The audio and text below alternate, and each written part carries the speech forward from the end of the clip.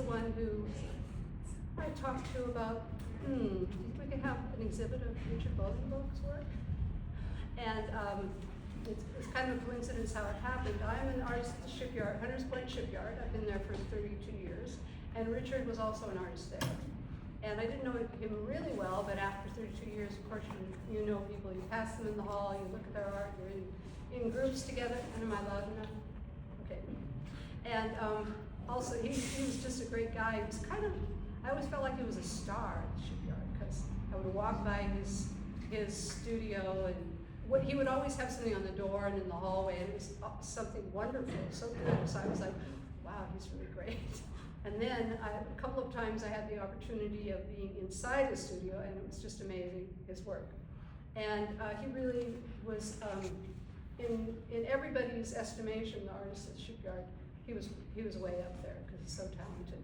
And so I'm really pleased to be able to have this huge show of his work here at the Institute, because it's a beautiful place to show work, and it's a beautiful population of the work that I really love working with. And there's more artwork on the second floor and the third floor, which will take you around for tours after we make our remarks and get a chance to look at all of this. But I wanted to say too that it was sort of a coincidence how the show happened, because since I'm an artist at the shipyard, I attended an exhibit at the shipyard of Richard's work about a year after he died, so it was last December. And it was so great, and we have a beautiful gallery there now, which is very nice. Good lighting, it's beautiful, and so I got to see a lot of his work that I'd never seen before, and I got to walk up close to it and see how gorgeous it was and how well executed it was, and it was just such a thrill. And so at this event, I met Stephen. Yes. Stephen Gaynes, his partner of 34 years. And someone said, oh, well, you know, Stephen's looking for places to show Richard's work, you know. He's a wonderful promoter and supporter of getting Richard's work out in the world. And I thought, oh, well, I had an exhibit here at CIIS last year, and I was so pleased to have that exhibit because it's so beautiful. And I thought, well, I know a place. And so I mentioned it to Stephen, and then I mentioned it to Richard Boog's, and so they met and talked, and so it happened, which is really great. And the other thing that I want to mention is when I first came back here to this building to see CIIS again, because when I worked there many years ago, it was in Haight-Ashbury. Richard took me around, Richard Boog's took me around, and on one wall I said, Richard, that's a Richard Bolingbroke. And he said, oh, yeah. He wasn't totally aware, because there's an awful lot of art in the school, in all the offices and the classrooms, which is great, which is a wonderful thing. Another wonderful thing about the school where I love to be associated. So, anyway, they finally got together and it all worked out. So then, the day that Stephen and his troupe brings the art over here, it's like 67 artworks. I have to decide where they go. And I haven't done a lot of curating, of course I've been involved in so many shows throughout my life as an artist for 40 years, but it was like, okay, yeah, I can do this. But luckily, he also brought a crew. I wrote down their names so I can remember. There's Afian Aquino. He had such a good eye, and it really helped me when I was like, should we do this or should we do that? And he had something to say, and it was really good. And then there's so I'm really grateful he's right here. And I think he has a show somewhere right now. Where is it? It is currently Dog Hatch at Building Resources. Ah, okay, I'm going to stop at Building Resources because I don't know your work. No, I looked it up on Facebook. But at any rate, I digress. So there was Robert Kalbeck, who's here, helping with muscle and decisions. And Eric Burkett wrote a wonderful piece about Richard, which is in this booklet if you get a chance to see it. And then Paul Johnson. So, Paul Johnson. So, thank goodness those people were here that day. Plus, we had the staff and crew of the Institute, because it was a job hanging all this artwork. So, at any rate, thank you. You never do things alone. Remember that.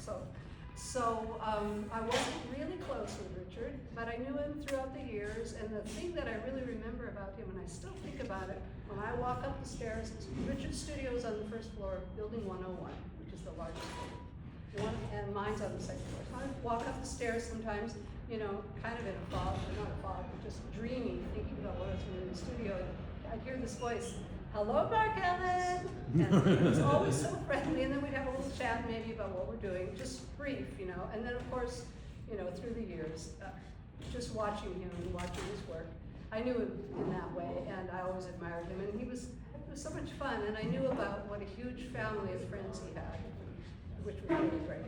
So obviously I'm very pleased to have this show, and I'm also very pleased because everybody gets to see this beautiful work. Sometimes I come into work and I see people walking around looking up close, and it's just so great. So, and many people stop me and say, "Oh wow, that's really a great show, you know, can you tell me more about it?" And I'm so happy to do that. So at any rate, I'm so glad you're all here, and we'll see more artwork.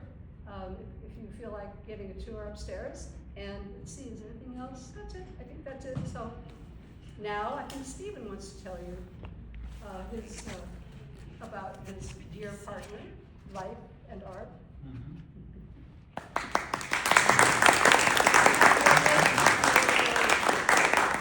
Titles of pieces, etc.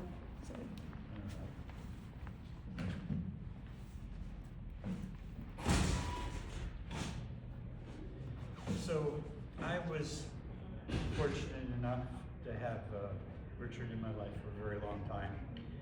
And one of the things that I'd like to say about him is that he was a very spiritual person. Although he came from a home where his father was a naval officer in His Majesty's Navy, and his mother was from a very proper English family, and he rejected it all when he was in his early 20s. He left Dorset and headed for London to go to art school, and he was at art school. He was a founding member of the Gay Liberation Front and made the first gay pride parade in London. Wow. And other parades where he was arrested for having a cucumber and all kinds of things with fruit. He lived in squats he kind of lived the bohemian life in London when he was there in his early 20s. And then he started cooking for a spiritual community, followers of the Bhagwan Rajneesh. And Richard went on his adventure of his lifetime, and he got on that school bus and rode through Europe, Afghanistan, and into India, where he took up residence for about 7 years in India, and he was a devoted follower, and he really got his spiritual awakening at that point. And then the Bhagwan came to Oregon, and things were okay for a couple of years, and then they fell apart completely. And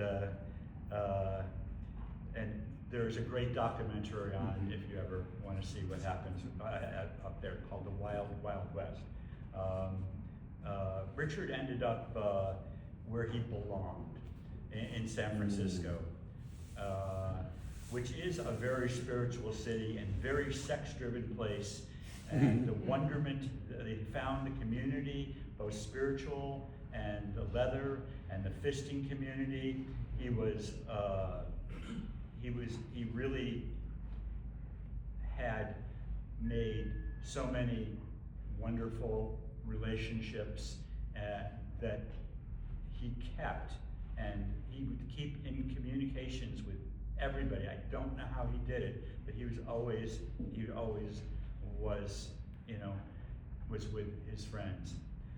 In the early '80s, he was given his HIV diagnosis, and he really said, he told me many times that he wanted to make the most of the time that he had left, and he did not think that HIV was going to get him. He worked with herbalists and other Eastern medicine, and the best of Western medicine, and he kept him alive. And he knew when he got his diagnosis, he might not have a lot of time, so he wanted to do what he wanted to do at that point, and he wanted to be a great artist. He wanted to have his work seen for generations and be famous. He was a creator every day. He created something. He created our beautiful home. He created gardens in our home. Mm-hmm. He created a most wonderful garden at Hunters Point, which was taken away from him. He mastered the art of watercolor. And he drew freehand. Everything he created, he did with his own hand. He did not trace anything. He set up what he wanted to see, and then he made it happen on paper. He loved art and creation so much, and he hated the business of the art world. And he created over 2,000 pieces of art that remain in his collection, in the collection. The rest of my mission in my life is to get that work out into the world. I'm hoping that he will be hung in museums all over the world, and I'm going to work on that. And also just art shows, anywhere we can have an art show where we can show his beautiful work, we want to do that. We lived together for 34 years. 32 years he was a Hunters Point artist, and he worked out with the influence of all of these other artists at Hunters Point.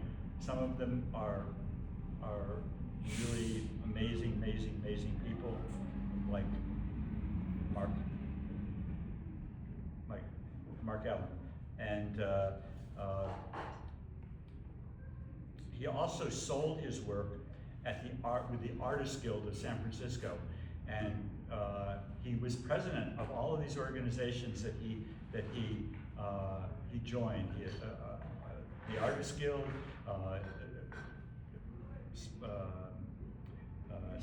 C-SPAN, not C-SPAN, but ArtsBan. He joined ArtsBan and was president a few years later, and he made some really great choices that ArtsBan is still here and a wonderful institution in San Francisco. So he did make a living, a successful living for a while when people were buying art. But it was the act of creation that was the driver, never the business of the art world. And our love and one of his creations, our creations, was our chosen family. And we mentioned that Rob and Eric and Paul he brought us all together, and we had a family, and it was real, and we still love each other, and we're held together. And he was the gum that held it all together. It was pretty amazing. His fellow artists appreciate, he most appreciated were the women at Hunters Point.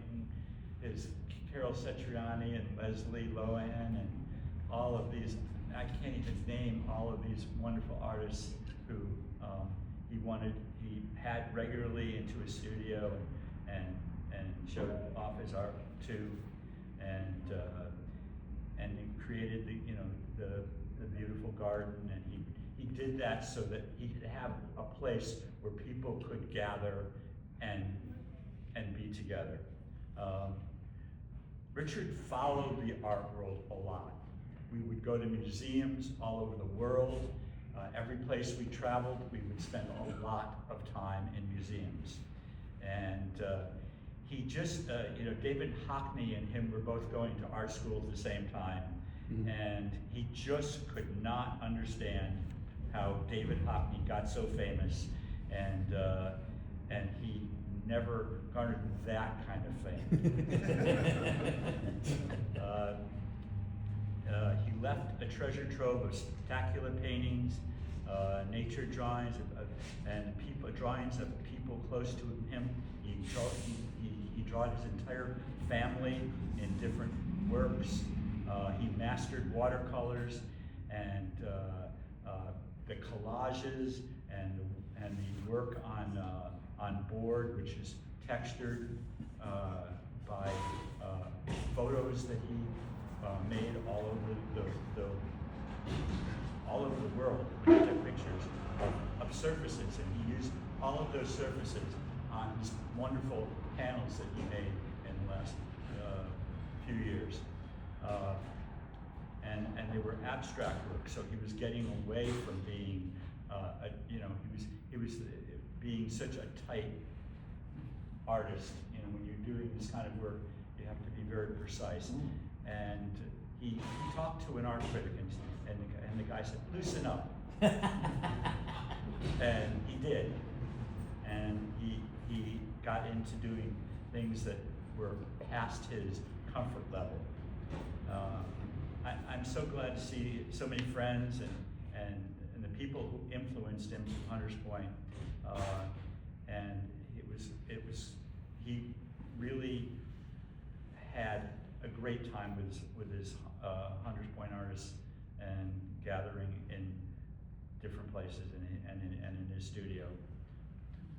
As for me, I will always have my love, and I have been given a job that I never wanted, to find homes and institutions and people who want to care for his work, and I take on that challenge and am working on it. I hope you all love the show.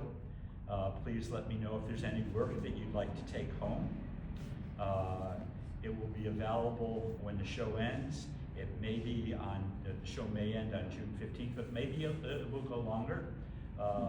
But just his most important thing is, while his work is up here, people appreciate it. And I just want to thank Marc Ellen Hamel and Richard Buggs, for the director here of California Institute for Integral Studies, for making this show possible, and he would be really happy. He would be really happy if he was here. And thank you for your attention.